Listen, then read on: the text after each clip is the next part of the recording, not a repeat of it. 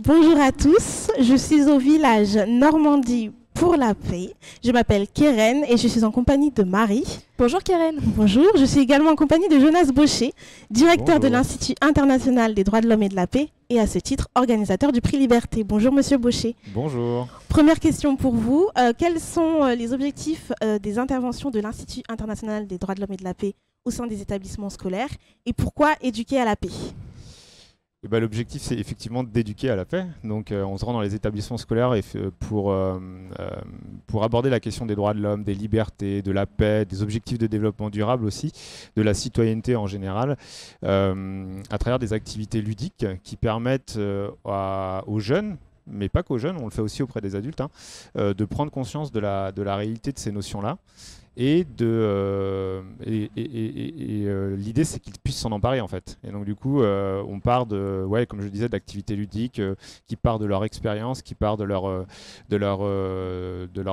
ce qu'ils ont vécu dans leur vie pour justement se projeter sur la question de ces notions essentielles dans nos pays. Ouais. Alors vous parlez de l'éducation à la fois envers les jeunes mais aussi envers les adultes, donc vous avez un rapport fort à l'éducation. À l'heure où on parle d'un monde meilleur, d'un monde dit de demain, est-ce que pour vous l'éducation est la clé de ce monde de demain et est-ce que vous croyez au monde de demain ? Bah, il faut y croire, sinon on arrête tout. Non, évidemment, il faut y croire et évidemment que l'éducation c'est la clé. C'est l'essence même de l'Institut en fait, de transmettre, de vulgariser toutes ces notions-là. On a tous entendu parler des droits de l'homme, on a tous entendu parler de la paix, on a tous entendu parler peut-être moins des objectifs de développement durable, mais en tout cas du développement durable. Et donc l'idée c'est vraiment de rendre accessibles ces notions-là et que les jeunes et les moins jeunes puissent se rendre compte que déjà dans leur quotidien, tous les jours, à partir du moment où on se lève le matin et jusqu'à ce qu'on se couche le soir, on pratique quotidiennement ces notions-là. Mais si on n'a pas conscience de ça, et si on n'a pas du recul par rapport à ça, on continue à avancer sans forcément se poser de questions. Et donc le rôle de l'Institut, c'est justement d'éduquer, c'est de faire prendre conscience pour que lorsque vous vous levez le matin, vous vous dites « Ah ouais, non mais si je vais à l'école, c'est aussi parce qu'il y a la liberté de circulation, parce qu'il y a le droit à l'éducation. Et toutes ces choses-là que moi j'ai la chance d'avoir ici en Normandie, en France, il y a peut-être d'autres personnes qui ne l'ont pas. Donc la prise de conscience, elle passe par l'éducation et forcément, elle est essentielle pour le monde de demain. Bien. Petite question par rapport au prix Liberté qui aura lieu demain. Donc peut-être le présenter pour ceux qui ne le connaissent pas. Pour qui, pourquoi et quelles sont les évolutions par rapport à l'édition précédente ?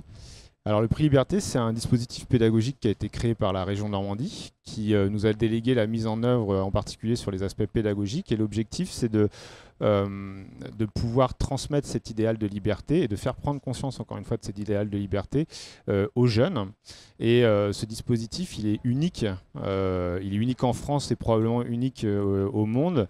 C'est que de bout en bout de la chaîne, c'est des jeunes qui vont être à la manœuvre et qui vont proposer des personnalités, des organisations qui se seront particulièrement engagées en faveur d'un combat pour la liberté. Ce sont également des jeunes qui, parmi l'ensemble des propositions qu'on va recevoir, vont déterminer lesquelles sont les plus pertinentes, les 3 combats qu'ils estiment les plus représentatifs d'un combat pour la liberté. Et ensuite, c'est des jeunes qui, parmi ces 3 personnalités-là, vont élire, entre guillemets, leur combat pour l'année 2020. Et nous, les organisateurs, notre objectif, c'est de poser un cadre pédagogique. Et à l'intérieur de ce cadre, les jeunes, ils sont maîtres de tout. C'est-à-dire qu'on n'a plus du tout la main sur les réflexions qui sont lancées. Et c'est vraiment à eux de s'emparer des thématiques, de les étudier et de mettre en avant ce qu'ils considèrent comme étant le plus important. Merci, vous semblez avoir une forte confiance en la jeunesse. C'est assez beau à voir, mais pour finir, j'ai une question un petit peu moins gaie qui est en relation avec la violence, parce qu'on est ici pour parler de paix et de liberté, mais on a aussi la violence face à ça. On peut, sur Ouest France, vous avez parlé de violence dans les milieux ruraux. Alors, cette notion de violence peut vite faire corrélation avec le terme ensauvagement que l'on entend beaucoup actuellement. Donc, la question que j'aimerais vous poser, c'est lorsqu'un ministre, en l'occurrence le ministre de l'Intérieur, parle d'ensauvagement, est-ce que c'est une menace pour le processus de paix que vous défendez aujourd'hui ? Bon, les politiques, ils sont dans leur rôle, et ils font des déclarations pour qu'elles soient reprises dans les médias, pour qu'elles soient visibles de tous. Je crois que c'est pas le rôle de l'Institut de commenter ce type de déclaration, c'est pas mon rôle de commenter.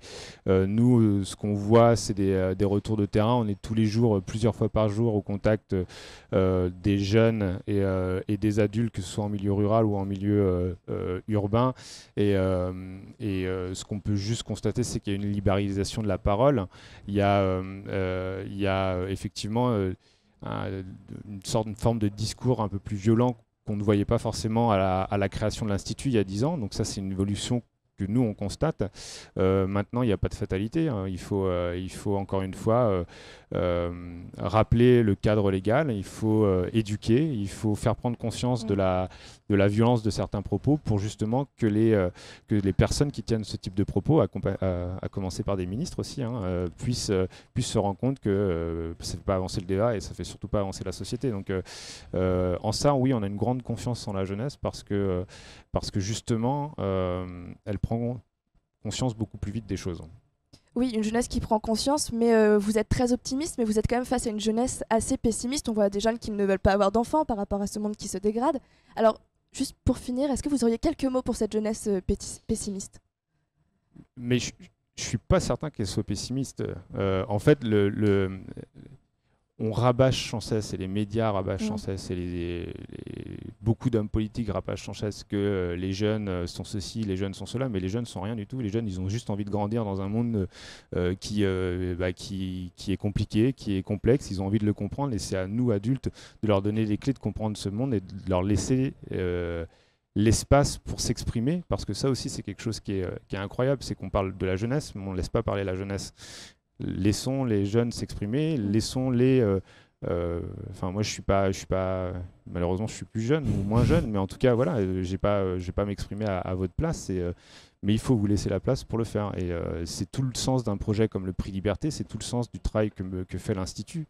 Tu le sais, Karen. Et du coup, voilà, l'idée, c'est vraiment. Je crois qu'il n'y a pas de jeunesse pessimiste, il y a juste une jeunesse qui grandit dans un monde qui est compliqué. Il faut les laisser s'exprimer, c'est tout. Merci Monsieur Baucher pour votre confiance. C'est avec plaisir que l'on vous retrouve sur le village de Normandie pour la paix. Merci beaucoup. Merci Marie, merci pour votre attention. Et nous, on retrouve désormais nos 2 envoyés spéciaux. Est-ce que vous êtes prêtes ? Salut Amandine, alors dis-moi, qu'est-ce que tu fais dans la vie ? Bonjour, j'ai 16 ans et je suis en première bac professionnel marchandisage visuel, donc c'est tout ce qui est communication et publicité, au lycée Victor Lépine. Et alors, qu'est-ce que tu fais ici au Forum Normandie pour la paix ? Alors, j'ai été repérée par Zone d'Onde. C'est un partenariat, tout ce qui est radio, etc. Donc, Reporter Normandie Jeune. Et aujourd'hui, j'ai été convoquée pour faire des émissions et des interviews sur cet événement qui est très grand. Alors, tu es heureuse pour faire ça ? Oui, très heureuse, ça me fait très plaisir d'être là. Alors, est-ce que tu peux nous décrire un peu ce qui se passe autour de toi ? Donc déjà, il y a du bruit, il y a des gens et il y a surtout beaucoup de salles. Donc je pense que c'est pour tout ce qui est débat, conférences. Il y a aussi une librairie juste derrière moi qui est accessible à tout le monde.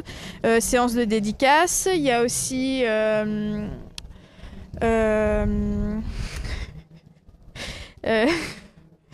Alors, on peut voir des photos qui sont derrière nous. Est-ce que tu peux nous en parler un petit peu ? Ah oui, alors. Les photos derrière nous, donc ça représente des gens qui se serrent la main. Ce qui est très contradictoire avec ce qui se passe en ce moment avec le Covid. Mais c'est tout ce qui... C'est pour la paix, tout simplement. Donc, Forum mondial Normandie... je sais plus parler. Eh bien, merci beaucoup Amandine pour toutes ces informations. On se retrouve tout à l'heure pour la suite des reportages.